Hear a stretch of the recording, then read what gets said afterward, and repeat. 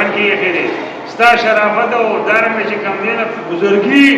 الله قرآن کې یې خېره حضور علیہ السلام صحابه ته فرمایي اشراف امتی ما په امت کې اشراف او قیمتي خلک هغه دي چې هغه اصحاب الليل الاشراف حملة القرآن حملة القرآن دي هغه په سینو کې بلوغ قرآن پروت دی او زماد امت اشراف او قیمتي خلک هغه خلک دي چې هغه اصحاب الليل دي شپې پاسي الله ته ودرېږي ٹھیک ده علماء وي دنیا پولیس مفتی دا خبره وکړه انګریزي تعلیم کوي په باشو باندې دا نه خبره کوي نو په دې سره اعتراض نشته دا وګه خو په دې کې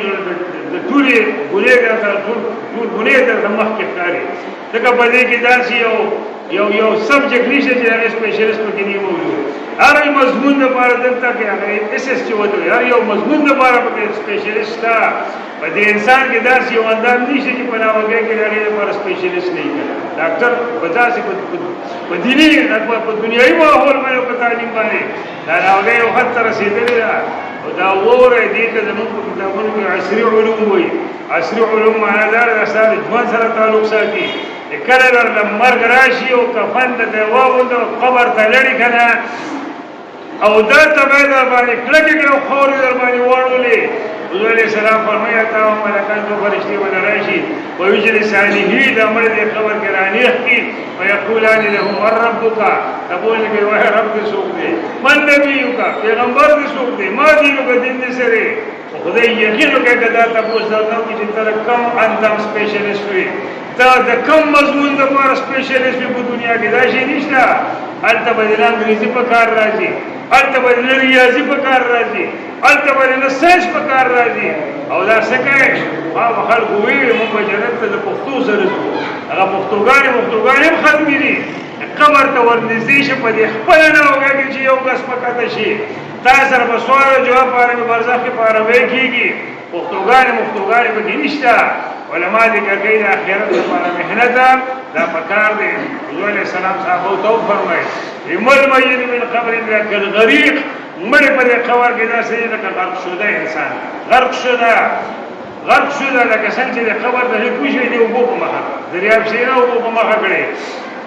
حضور علیہ السلام ابو ذر رضی الله عنه ته فرمایي ابو ذر جدد السفينه فإن البحر عميق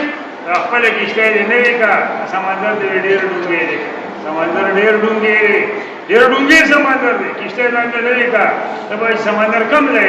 حضور علیہ السلام فرمایي مل مېن من قبر الا كالغريق خبر ته کوشش نه غرق شوی خبر ته کوشش سمندر ته پریوته بدرې وتاله کشته پکاري بدغه سمندر کې وتاله لامبو پکاري دغه سفر لپاره مونږ او تاسو له توخه پکار ده یا حضور علیہ السلام ته فرمایي گزارا واکثر الزاده فإن السفر طويل زیاده توخه سره واخلا ځکه سفر په خپل ډیرو ګټي او بیا وته فرمایي گزارا وخفف بالحمله فإن العقبه قعود اذا شکارو کنه اذا خپل پیډ ځان سپکا ځکه مخامخ ډګي ډېر ګرانه ډګي او ته په خېجر ته سپک ورته سپک پیډ په کار دی ډګي نه مراد د خیرن ډګي او پیډ نه مراد د ګناهونو سپکوالی دی او بیا وته فرمایي گزارا واخلص العمل فإن الناقد وسوير اذا خپل عمل خالص لله رضا لپاره وګرځوا لکه مخه د پرې چوکۍ کې پرې سړک کې انسپیکشن ته ولاړ نه کنه هغه ډیر لیدون کړي او دا یا ساته د آخرت په چوکۍ کې د سفارش چلیږي نه د پیسې چلیږي نه د منبر خلاصول شي نه د منسټر خلاصول شي او نه چې ګمنه په خپل سپوهدا پر رتبه خلاصيږي په خپل عمل باندې موږ تاسو تشکیل دام دنیا ته الله تعالی د دې لپاره کړی دی یو لوکم ایکم احسن عملا الله فرمایي په تاسو امتحان او تاسو برشته عمل کول ولا کمی ولې هغه پر مدرسې په کار محترم علما ذکر کوي نن تاسو ګورئ نو څو کار مخکې سره شي و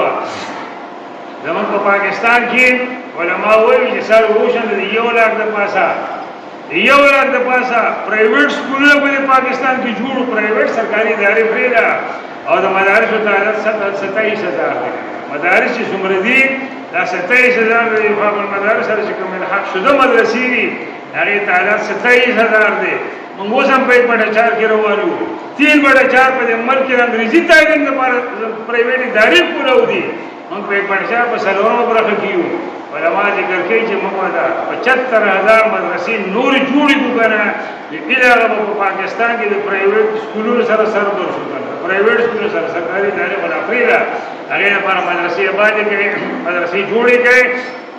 او علماوی د مدرسو کې دا زموږ د مارکیټ دکانونه دي چې څومره ډېرېږي او په دغه شان موږ خوشحالېږو د څومره مدرسې ډېرېږي دومره پکې طالبان ډېرېږي د څومره هلکان چې وکړي دومره پکې جینکۍ سبقونه وایي او د جینکو مدرسې دا هم د زمانې یو اهم ضرورت دی ځکه د حضور صلی امت دا په دوو حصو تقسیم دی یو امت د حضور سلام داري لري کور نه بار ژوند تېروي یو امت د حضور سلام زنانه لري هغې په کور کې دننه ژوند تېروي حضور علیہ السلام د کور زندگی د څومره د شپې زندگی وه دا د عایشې صدیقې رضی الله عنها حکومت ته ښکاره کړې ده د عایشې رضی الله عنها هم براشي شاګردانې دي غالبا چې 2013 دا د عایشې صدیقې رضی الله عنها د احادیثو روایت شوی دی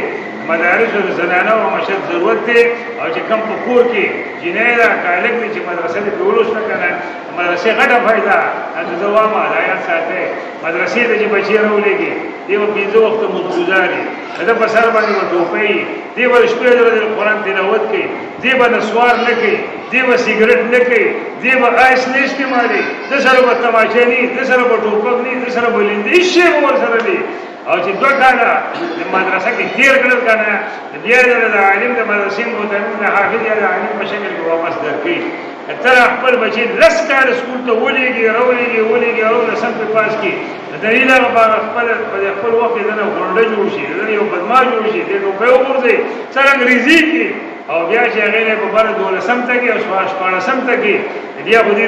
په سکول کې د استاد هم نه مني او ته وایي کېنه نه وایي نه کېنه وایي پاسه نه وایي نه پاسه هلته خو بیا د هغې خپله خوښه وي د مدرسې د طالبانو د ادب استاد چې د مدرسې نه راوځي طالب په سترګو کې ورته ګوري دې راپاسي د طالب کې د سفرونه باندې مخکې شي یو پیزار ته پیزار ته ور سفرې وړي هغه مدرسې عذاب دي بچي به د نشې نه بچي بچي به د بېمارۍ نه بچي بچي به د قرآن یادوي بچي به د علم حاصلوي